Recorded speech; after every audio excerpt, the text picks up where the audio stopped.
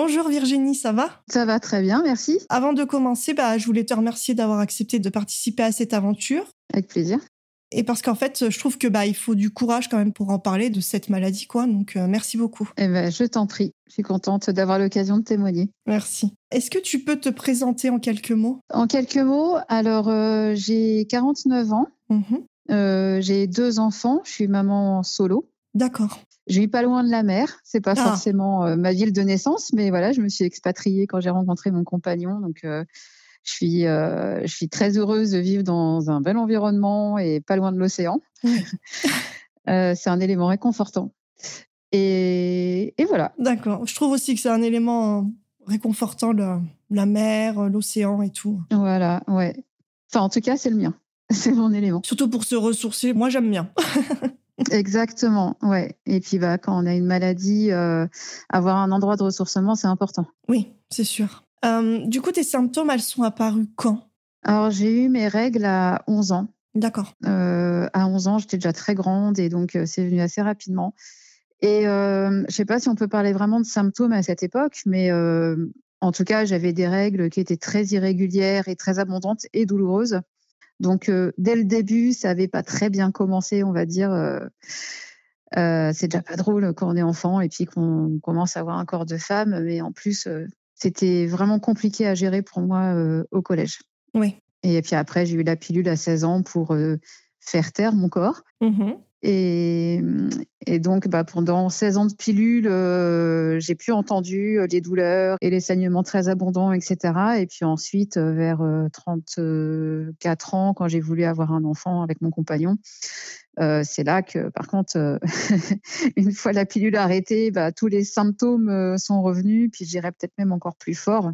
Oui. Et la difficulté aussi d'avoir des enfants qui était là aussi. Mais finalement, mon adénomiose, puisque moi, c'est plutôt l'adénomiose, a été diagnostiquée quand j'avais 45 ans. D'accord. Donc, entre 11 ans et 45 ans, il s'est passé quand même quelques années. Oui, effectivement. D'ignorance et de souffrance et d'isolement, quoi. Oui, parce que c'est vrai qu'on se rend pas compte que quand on prend la pilule, bon, moi, je sais que je prenais la pilule, mais j'avais toujours des règles irrégulières et des règles abondantes. Ouais. Mais la pilule n'a jamais trop marché sur moi au niveau de mes règles. Ah oui. Hélas. Mais, oui, hélas, ouais. Ouais, mais après, quand on va avoir des enfants, on se rend compte qu'on a du mal. On se pose des questions, mais quand on en parle, exemple aux professionnels, ils nous disent oui, non, normalement, vous ne devrez pas avoir de problème. Ouais, c'est sûr que les professionnels disaient ouais, ok, bon, c'est abondant, ok, bon, vous avez mal, ok. Voilà, ça, je trouvais pas je trouvais pas de réponse en tout cas à mes problèmes. Puis comme je voulais avoir un enfant, comme on voulait avoir un enfant, des enfants, il était hors de question de reprendre la pilule, évidemment. Et oui. Donc je me suis retrouvée à devoir juste supporter ma souffrance et puis mes règles ultra abondantes. Et c'est surtout que j'avais vraiment très mal, quoi. Oui. Et puis de façon, des règles complètement anarchiques. Moi, je me suis rapidement détournée de la médecine puisque quand j'ai commencé à voir des gynécologues pour voir où j'en étais, de mes cycles, de ma capacité à devenir mère, parce que ça a pris 2 ans et demi avant que je tombe enceinte. Ah oui. Et donc forcément, on trouvait le temps long et c'était très douloureux de me dire mais qu'est-ce qui va pas? Et c'est vrai qu'on remet rarement en question finalement le conjoint, mais plus nous-mêmes. Et comme ça avait toujours été le bazar, je me disais c'est de ma faute. Et de toute façon, c'était mon corps qui fonctionnait pas forcément super bien. Mais quand j'ai commencé à aller en consultation et qu'on m'a dit voilà, faut prendre la température tous les matins pour voir, faire des courbes et voir le cycle et voir si c'est des ovulations. Je me suis rendu compte que ça me faisait surtout perdre confiance en moi. Oui. Parce qu'on me disait ah non mais là de toute façon sur 3 mois il y a aucune ovulation donc là c'est sûr vous pouvez pas tomber enceinte comme ça. Ouais. Là quand je suis ressortie en pleurant, je me suis dit c'est fini. Maintenant je vais me débrouiller toute seule mais je ne verrai plus de médecin. C'est ça. Et je vais travailler à me faire confiance, à faire confiance en mon corps et puis faire ce qu'il faut parce que j'avais une intime conviction qui était extrêmement profonde que je serais mère. Et donc c'était pour moi plus important d'écouter ça que d'écouter la parole des médecins. Après, chacun a son parcours. Oui, En oui, tout oui. cas, moi, c'est comme ça que je l'ai vécu et que je me suis orientée. Ouais, parce que je sais que moi, vu que la pilule, ça marchait pas, je me suis orientée donc, du coup dans les huiles essentielles pour avoir au moins des règles régulières, quoi. Ouais. Et du coup, j'ai eu des règles régulières grâce aux huiles essentielles. Donc, c'était plus facile. Du coup, après, quand on a voulu avoir un troisième enfant, on l'a eu plus rapidement que le deuxième, en fait. Nous, on a mis plus de 3 ans et demi à avoir le deuxième. Ouais. Et la troisième, on a mis à peu près 6 mois. Bah écoute, oui, là, je t'ai parlé du premier, 2 ans et demi pour que je tombe enceinte. Et puis, je suis tombée enceinte finalement quand j'ai lâché prise. Ouais. Quand je me suis dit, je sais que je serai mère et il arrivera quand il arrivera. Et c'est pas grave. Et là, je suis tombée enceinte directement. Et la deuxième, il a suffi d'une fois. Puisqu'après, je voulais pas reprendre la pilule après ma première grossesse. Et du coup, on utilisait des préservatifs. Et puis, une fois, on l'a pas mis parce que j'ai dit, de toute façon, je suis pas du genre à tomber enceinte comme ça. Hein. Ouais. Et puis, en plus, je sortais d'1 mois de règles. Enfin, c'était n'importe quoi. Et puis, je suis tombée, cadeau de la vie. C'est ça. Je suis tombée enceinte de la deuxième, alors que qui aurait cru qu'en une fois ça marcherait. Enfin, finalement, je me rends compte que c'est beaucoup en lâchant prise que ça a fonctionné. Mais sinon, comme toi, en fait, le fait de m'être détourné la médecine, c'est pas pour ça que je me suis pas occupée de moi. Non. C'est vrai que j'avais plus en tête, mais tu me parlais des huiles essentielles. Moi, j'ai essayé. Je suis très médecine naturelle, mais après c'est comme ça que je fonctionne déjà habituellement. Mais l'acupuncture m'a beaucoup aidée parce que avec l'acupuncture, pourtant au départ, je n'étais pas hyper enjouée à l'idée qu'on me plante des aiguilles partout. Mais bon, ça fait pas mal, heureusement.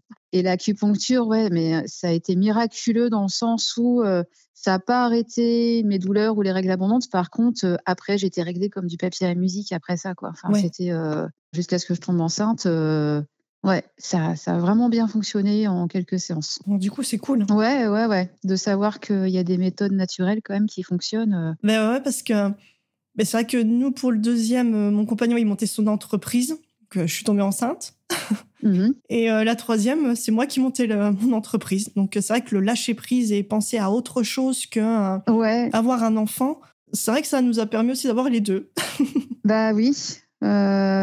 C'est vrai que quand on est complètement focalisé là-dessus, je crois que c'est un peu comme tout dans la vie, quoi. Ouais. Je crois que c'est comme quand on se dit je me sens seule et j'ai envie de rencontrer quelqu'un absolument et je pense qu'à ça, je suis obsédée dès que je croise un homme, je me dis tiens, c'est peut-être le bon. Enfin, c'est un exemple comme un autre, hein, mais je pense que plus on y pense et plus on est complètement focalisé dessus, moins ça marche. Et là, c'est pareil. Enfin, je pense qu'il y a pas mal de domaines dans la vie, finalement, où de se faire confiance et puis en même temps d'avancer sur d'autres projets sans être complètement focalisé sur un objectif. Il y a un truc qui se passe, en fait, comme je suis intimement convaincue que le mental et le physique sont entièrement liés. Bien sûr, ouais, moi je suis pareil. Enfin, je pense que c'est une évidence. Bon, oui, forcément, quoi. Si on lâche le mental, après, le corps le vit différemment, quoi. C'est sûr. Et du coup, tu peux nous décrire les étapes de ton diagnostic, comment tu as réussi à avoir enfin la réponse que tu as de l'adénomiose? Alors, que je me remette les événements dans l'ordre. Mais au départ, moi, je voyais, c'était toujours la même gynécologue qui faisait mon suivi. Oui. Alors, après ma deuxième grossesse, on a essayé plusieurs traitements. D'accord. Souvent à base de pilules qui ne fonctionnaient pas. Et puis ensuite, puisqu'effectivement, elle constatait mon adénomiose, mais il n'y a rien qui marchait. Ouais. Et puis ensuite, elle m'a mis le stérilet Mirena que j'ai gardé pendant environ 9 mois. D'accord. Et après, comme ça marchait pas, parce que je continuais quand même à avoir des saignements, des douleurs, finalement les mêmes symptômes, elle me l'a enlevé. Et là, ça a été une catastrophe parce que 2 jours après, j'ai eu une hémorragie, mais de folie. Et puis j'ai atterri aux urgences. Ça a été le début de mes allers-retours aux urgences. D'accord. Donc, ça a vraiment aggravé la maladie. Et donc, après, elle m'a orientée vers un spécialiste chirurgien qui venait juste d'arriver dans l'hôpital de ma ville. Et elle m'a dit, allez le voir, c'est un jeune chirurgien, il s'est vraiment spécialisé dans l'endométriose. Donc, ça serait bien que vous le voyiez. Et donc, c'est lui après qui m'a confirmé et qui a commencé à me parler de cautériser l'utérus. Ok. et de faire une hystérectomie. D'accord. L'hystérectomie, donc pour enlever l'utérus, au départ, j'arrivais pas à me faire à l'idée. Oui. Parce que pour moi, c'était la première maison de mes enfants. Enfin, symboliquement, il y avait une dimension qui était quand même importante et à laquelle j'étais attachée. Mais bon, je continuais à faire des allers-retours aux urgences, toute seule à la maison avec mes 2 enfants, qui avaient moins de 10 ans quand même, tous les 2. Avec les pompiers qui venaient me chercher, donc c'était quand même pas très cool pour eux déjà. Ouais. Voilà, je suis sortie de la question du diagnostic, je vais un petit peu plus loin. Mais voilà, en fait, moi je suis allée du coup j'ai fait l'hystérectomie parce qu'au bout d'un moment, il y a eu la cautérisation sur mon dernier passage aux urgences. On m'a dit bon, maintenant on vous garde parce que là ça saigne trop fort et il faut faire quelque chose. Donc voilà, ils m'ont donc brûlé l'intérieur de l'utérus, enfin l'endomètre, quoi. Oui. Pour qu'il arrête de saigner. Qui était une petite opération. C'était assez cool par rapport au reste. En tout cas, c'était pas, ça a été. Et donc il a dit par contre c'est pas miraculeux vu votre niveau d'anénomiose, mais on peut essayer ça. Et puis bon, ça a tenu un petit peu. Puis après je me suis remise à saigner de plus en plus.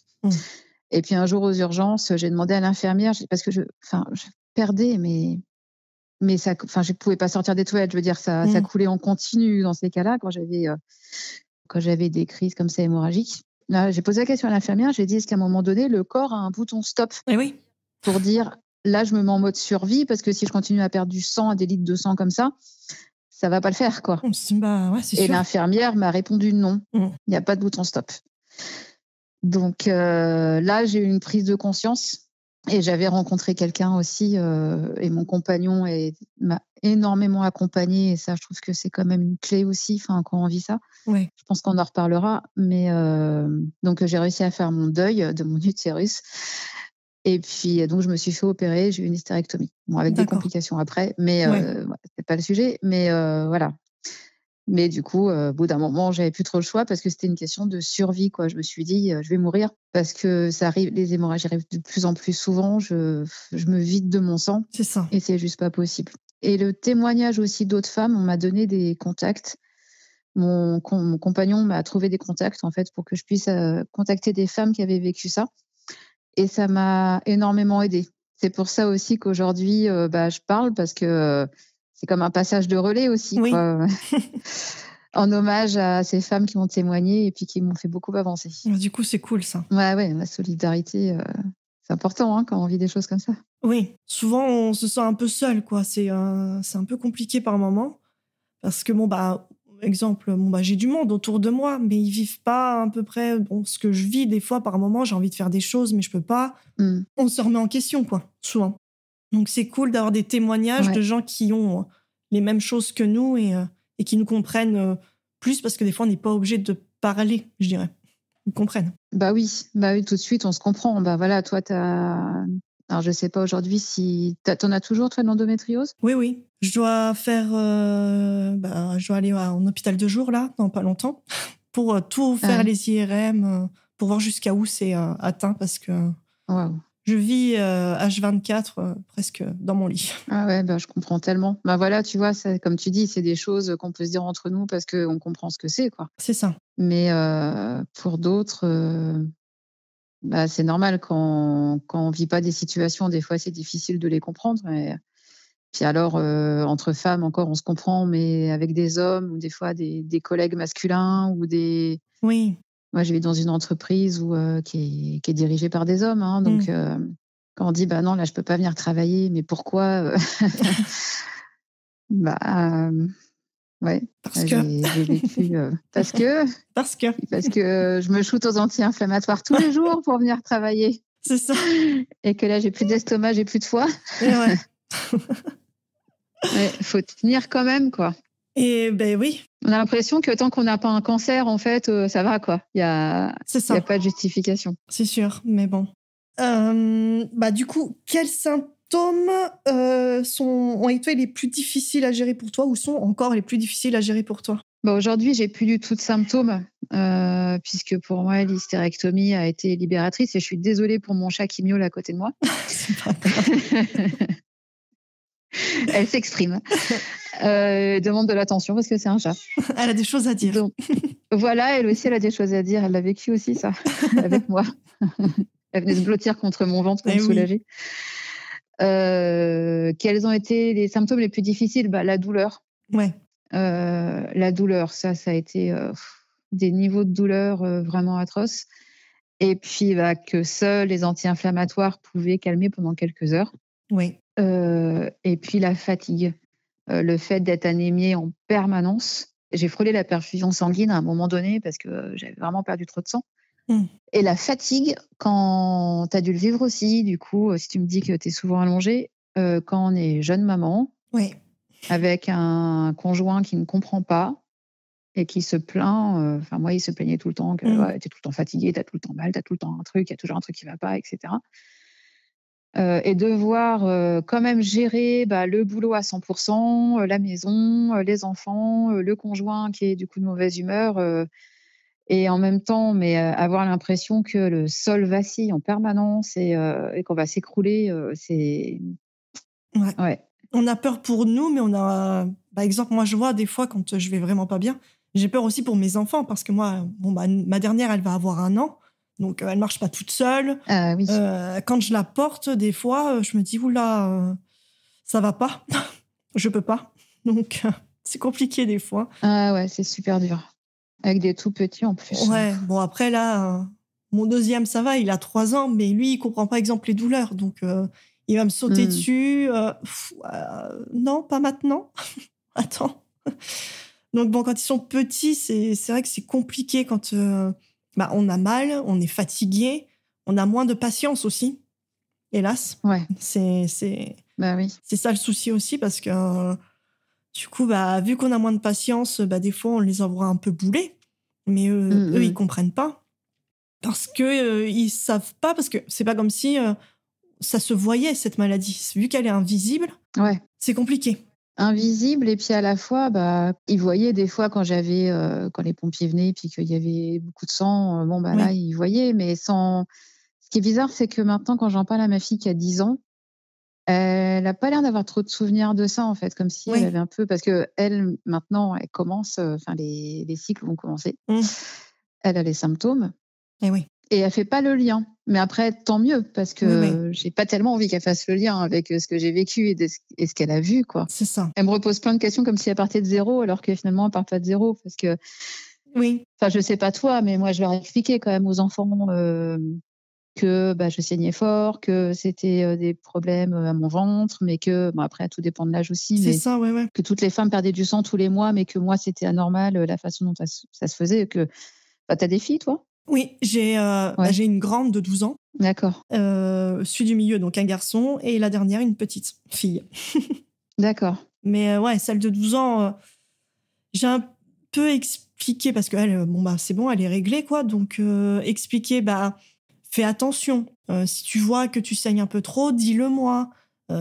Tous les mois, tu vas saigner, mais il faut pas trop saigner. Si tu sens que t'es pas bien, tu vas tomber dans les pommes, dis-le vite. Je pense que c'est une crainte que j'ai parce que je l'ai vécu, moi, genre au collège ou au lycée, à tomber dans les pommes et que, de toute façon, c'est que des règles. Ouais, mais si je tombe dans les pommes, c'est qu'il y a un problème. C'est que là, ça va pas, en fait. Mais parce que t'es une chochotte. Voilà. Ah oui, ça y est, à peine elle a ses règles, elle en peut plus. J'en peux plus, mais c'est peut-être parce qu'il se passe des choses dans mon corps qui est pas normal. Quelle horreur. J'ai tellement peur qu'elle vive ça, de l'incompréhension, que dès que je lui dis, tu me dis vite si ça va pas, hein. Je panique un peu sans trop paniquer devant elle, mais bon. Ouais, c'est un truc qui me questionne pas mal, ça. C'est comment ne pas faire de projection négative sur ma fille. C'est ça. Par rapport à elle, son propre corps. Apparemment, il y a une hérédité, mais j'essaye de me dire que elle prendra le bon côté de l'hérédité. Oui. Ma mère n'a pas eu de problème comme ça, donc peut-être que ça saute des générations, ça m'arrangerait. Ouais. Et puis, je pense aussi qu'il n'y a pas que l'hérédité, il y a d'autres facteurs, forcément, quoi. C'est ça. Mais le fait de préserver nos filles, ne pas faire de transfert sur elles, c'est compliqué, je te rejoins. Parce que forcément, je pense que ça nous met en hypervigilance, quoi. Comme tu dis, dis-moi si ça va pas, dis-moi s'il y a un souci, etc.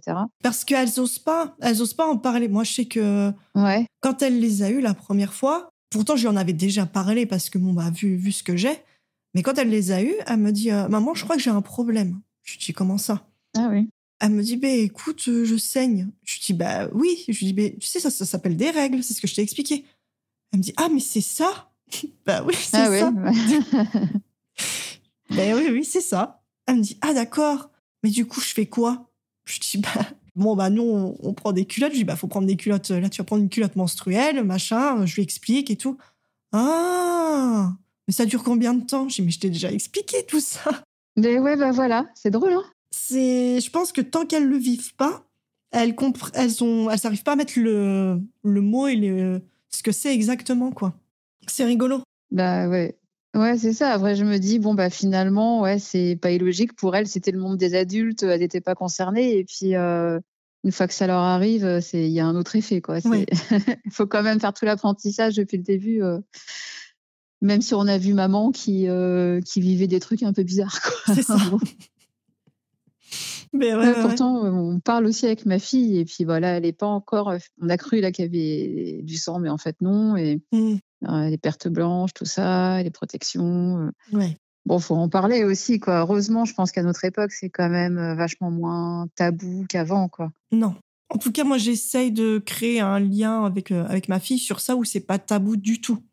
C'est comme si tu me dis que tu avais mal à la gorge. C'est pareil. Hein. Ouais. Voilà. C'est ça. Ça fait partie de ton corps, quoi. C'est ça. Donc, c'est vrai que après je l'écoute plus parce que elle se plaint jamais. Alors, on a aussi un problème avec ça, c'est que elle sent pas la douleur. Bon. Ouais. Donc, tu vois, il y a 2 mois de ça, elle est tombée à l'école, elle s'est cassé le poignet. Mais quand même. Voilà. Mais elle m'a dit, non, j'ai pas mal. Ah oui, c'est étrange. Et quand j'ai appuyé un petit peu, elle me dit, ah moi j'ai un petit peu mal. Je dis, mais t'as le bras violet en fait, on va peut-être aller aux urgences. Elle me dit, oh, tu sais, je suis tombée. Je dis, non, mais on va aux urgences. Alors, oui, elle s'est cassé le poignet. Non, mais... Ouais, quand même. Ça se sent quand même en général. Je sais pas. Elle est un peu comme moi. On a du mal... on en casse un peu trop la douleur, je dirais. Donc, c'est sûr que quand elle me dit, ça va pas, je l'écoute. Parce que... oui, du coup, oui. Il y a 1 mois de ça, je l'ai récupérée au collège... à 12h30, elle pouvait plus marcher à cause des règles. Elle n'arrivait plus à marcher et tout. Elle en pleurait, la pauvre. Ah ouais. Et je lui dis, mais pourquoi ils m'ont pas appelée? Parce qu'ils m'ont dit que c'était des règles. Oui, mais... On en est encore là. Oui. Et qu'ils ont pas le droit de me donner de médicaments. Je lui dis, oui, mais bon, tu vas à l'infirmerie, ils m'appellent, j'arrive. Oui, mais ils n'ont pas voulu. Qu'est-ce que tu fais alors quand elle a des douleurs? Elle reste à la maison. Je suis obligée. Hein. Donc, dès qu'on sait qu'elle a ses règles, pendant 2-3 jours, elle reste à la maison parce que c'est les 2-3 jours où elle a vraiment mal. Au moins, elle a du Doliprane, du Spasfon, la bouillotte. Ouais, Doliprane, Spasfon, bouillotte. Et repos. Puis voilà. Voilà, il y a des moments où non, mais ça va. D'autres, non, en fait, ça va pas du tout. Elle est prête à tomber dans les pommes. Je me dis, au collège, j'ai pas envie qu'elle subisse ça, en fait. Ça me fait un peu peur, tu vois. Et les huiles essentielles qui ont fonctionné sur toi, est-ce que ça marche pas sur elle? Est-ce que vous avez essayé? Il faudrait que j'essaye. Ouais, ça pourrait être pas mal. Je me dis, on a une grosse longueur d'avance sur nos filles, au moins. On a testé des choses, donc on sait ce qui peut fonctionner, quoi. Après, l'année dernière, quand on pensait qu'elle allait les avoir, donc elle les a eues là courant août, c'est vrai que je lui mettais des huiles essentielles, là, donc des douleurs utérines, quoi. Ouais. Et ça l'a soulagée énormément. C'est vrai que ça l'a soulagée énormément. Donc... là, elle est avec la bouillotte. Elle me dit, je me sens mieux. Alors, c'est quoi les huiles essentielles que tu utilises? Alors, pour les douleurs utérines, c'est des huiles essentielles d'estragon avec de l'huile végétale de bourrache. D'accord. Et ça marche extrêmement bien. Que tu masses sur le ventre ou est-ce que c'est à ingérer? D'accord. Non, que tu masses sur le ventre, quoi. Super.